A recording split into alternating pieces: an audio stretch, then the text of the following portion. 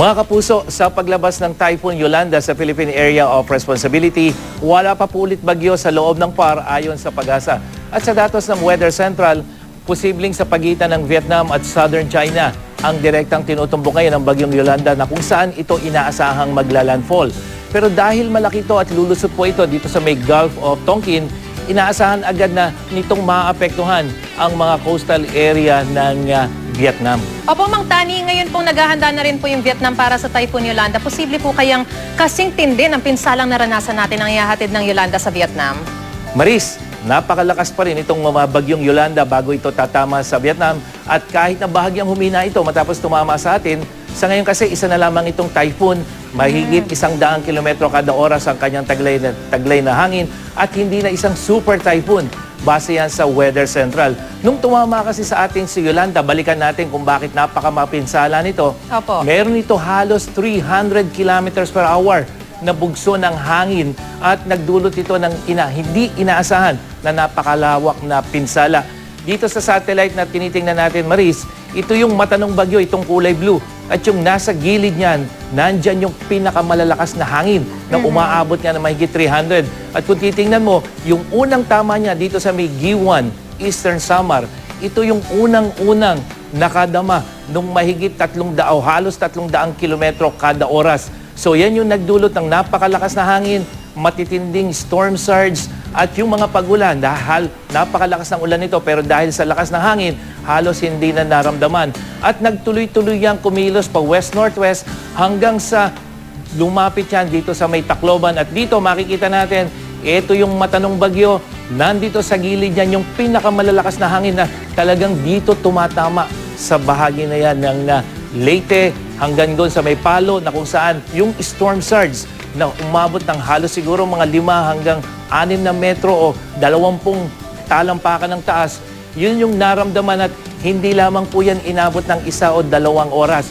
Halos ilang oras na naramdaman nila yung napakalakas na hangin na. Kaya mga kapuso, sa ganito kalalakas na bagyo, importante po talaga na lumikas po ng maaga para na rin po sa kaligtasan ng lahat. Kaya kung pagbabasihan natin, Maris, yung lakas ng hangin na naramdaman dito sa ating bansa versus doon sa Vietnam, pwedeng masabi natin hindi ganun kapapinsala yung maranasan ng Vietnam. Pero again, yan ay dependent sa kanilang kahandaan, Maris. Mang Tani, sa ngayon po ba, meron pa po ba tayong posibleng bagyo na maranasan sa ngayon? Kasi I understand merong another weather disturbance na papasok ba ng Pilipinas? Tama po ba yun, Mang Tani?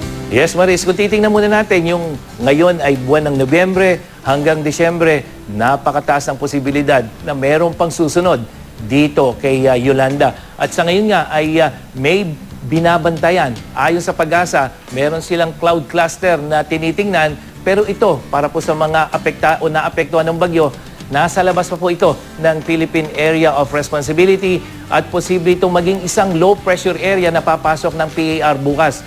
Pero base sa Japan Meteorological Agency ay yung cloud cluster na binabanggit ng PAGASA sa kanila isa ng tropical depression o mahinang bagyo. At kung titingnan natin itong wind map ng Weather Central, makikita po natin na yung sirkulasyon tinitingnan natin ngayon, Maris, ito yung posibleng low pressure area na magiging isang bagyo. Hindi ito kasing lakas ng bagyong si Yolanda, pero ang mapapansin natin, dadaan ito sa may Mindanao at yung sentro niya nandito sa may Visayas. Nako. At kung ang isang natin, Maris, pwedeng hindi ito kasing lakas ni Yolanda dahil hindi ganun kalakas yung hangin. Pero posibleng magdala ito ng mga pagulan, posibleng malalakas na pagulan.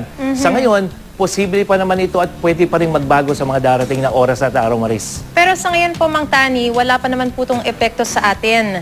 At may panahon pa para makapaghanda ang ating mga kababayan kung sakali. Kasi syempre, especially yung mga nasa Visayas, no? Sinabi nyo, pati sa Visayas ay posibleng maapektuhan. At sa ngayon, nagre-recover pa lang po yung lugar na yon. Paano kung uulanin sila, Mang Tani?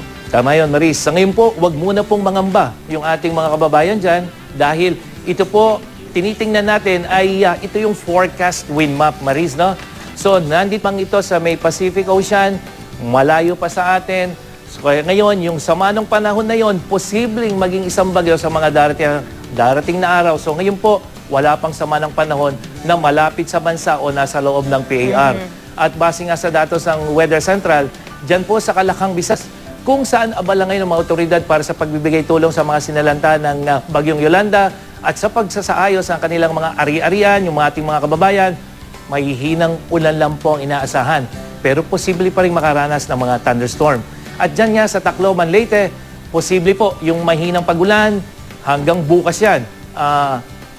Lunes, then Martes, Merkules, may mga pag-ulan pa rin. Pwede pong maging malakas yan at magiging makulimlim din yung langit.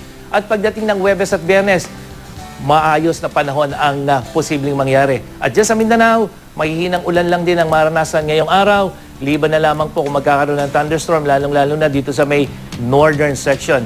At dito sa Luzon, maaliwalas ang panahon, lalong-lalo na dito sa hilagang bahagi. Pero may mahihinang ulang inaasahan, lalong-lalo na dito sa may eastern section. At sa Metro Manila, ngayong pong araw, mababa ang posibilidad ng pag-ulan sa maghapon. At sa mga susunod na araw, 5-day forecast, maganda pa rin po yung magiging lagay ng panahon sa Lunes at Martes at posibleng magkaroon ng mga pag-ulan sa Miyerkules. At muli, mas magandang lagay ng panahon pagdating ng Huwebes at Biyernes. At ayon sa Pag-asa, northeast monsoon o yung hanging amihan ang weather system na nakakaapekto ngayon dito sa ating bansa, particularly northern and central Luzon.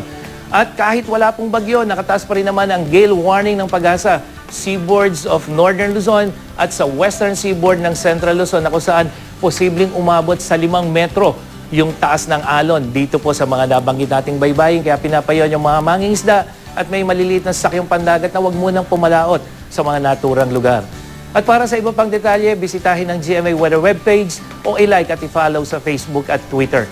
Ako po si Nathaniel Cruz para sa I Am Ready, serbisyong totoo ng GMA News. Maraming salamat po, Mang Tani.